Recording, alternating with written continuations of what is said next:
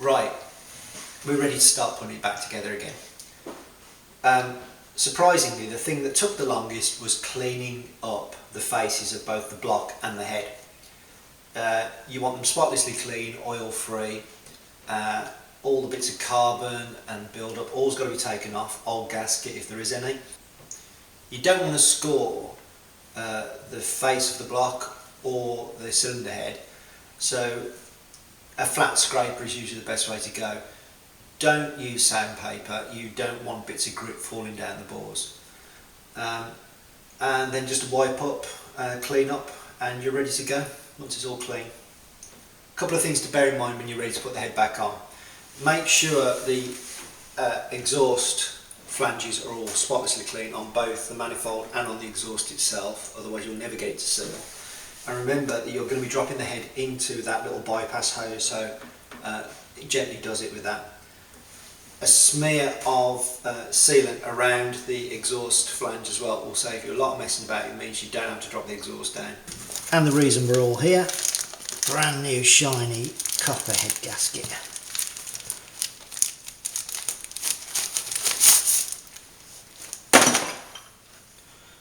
Undamaged, sort of obvious where it goes, copper side up.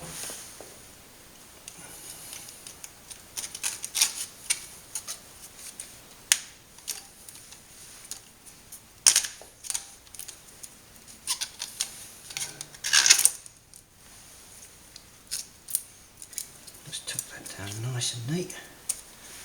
There we go, now we're ready for the head. And now time to drop this on.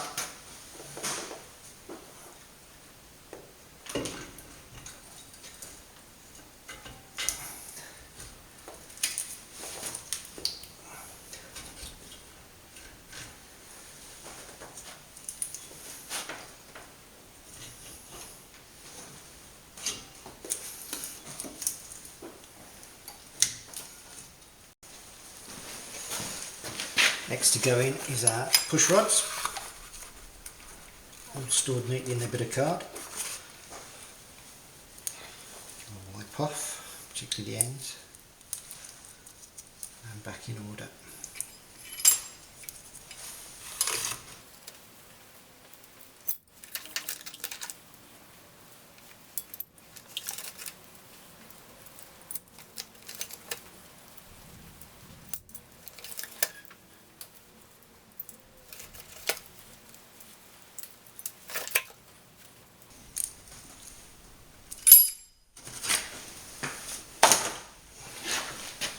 Next goes our rocker gear.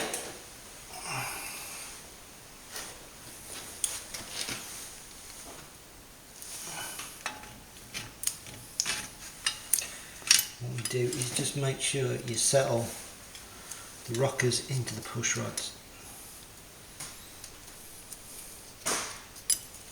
There we go. Of course, don't forget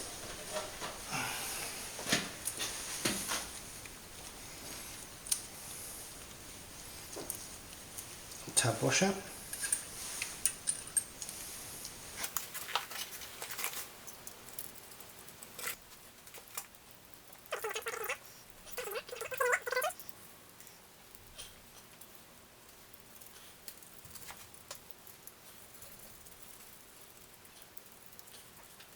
Remember where little bits come off, so obviously the coil is held on by that, so put that back on now before we forget.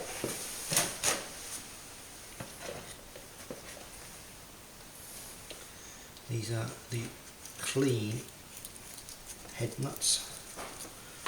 Get them separate. If they've been in oil all their life, they might as well stay in oil.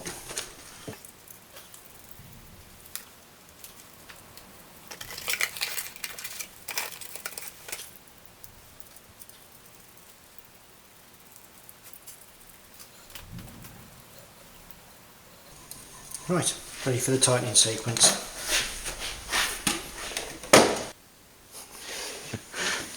It's a circular motion when you tighten these up. So you work out from the centre. 1, 2, 3, 4, 5, 6, 7, 8, 9. bit at a time, just torque it down gently. Bear in mind you're acting against the valve springs. You can see these two are already a bit compressed. Just want to take it down nice and evenly.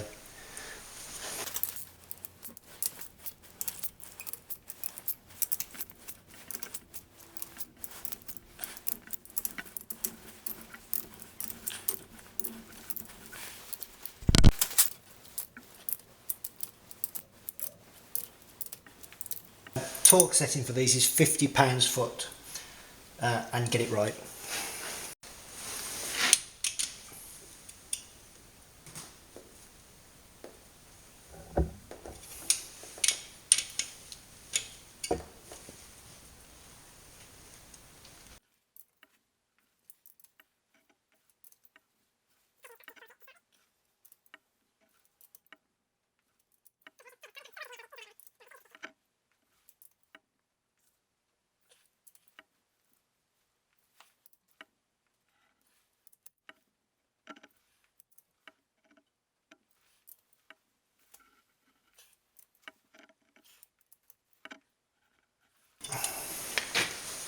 That's plenty good enough.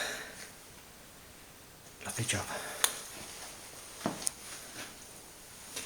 Exhaust clamp going on. Bypass hose.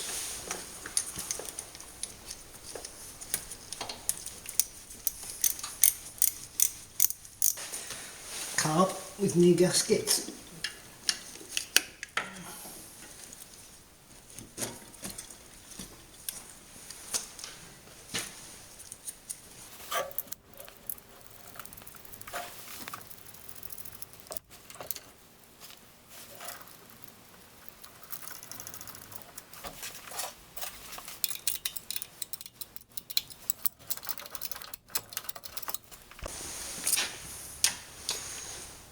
And just your cables.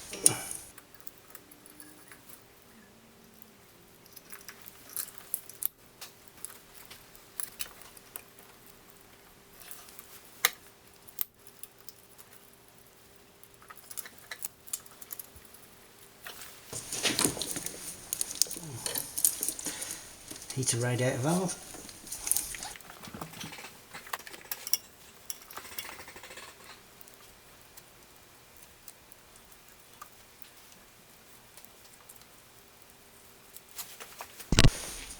And finally the thermostat housing and the brackets.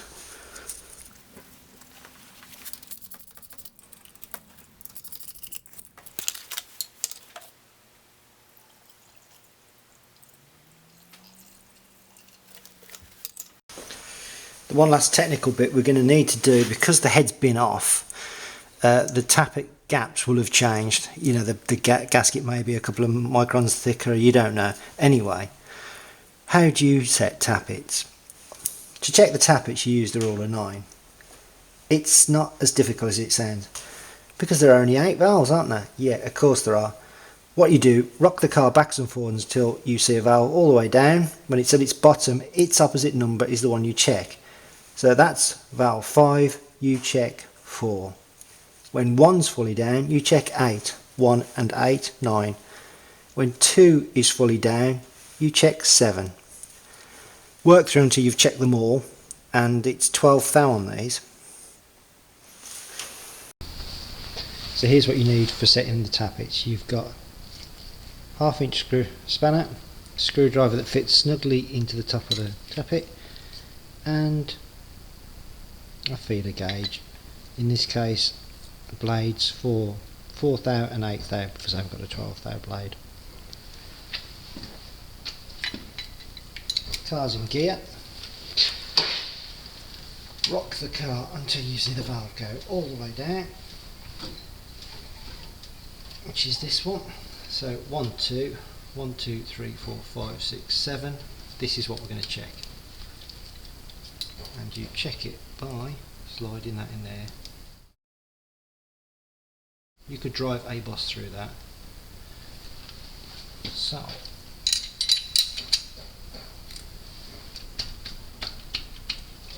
loosen the locking nut. See where you put your screwdriver through there. feel.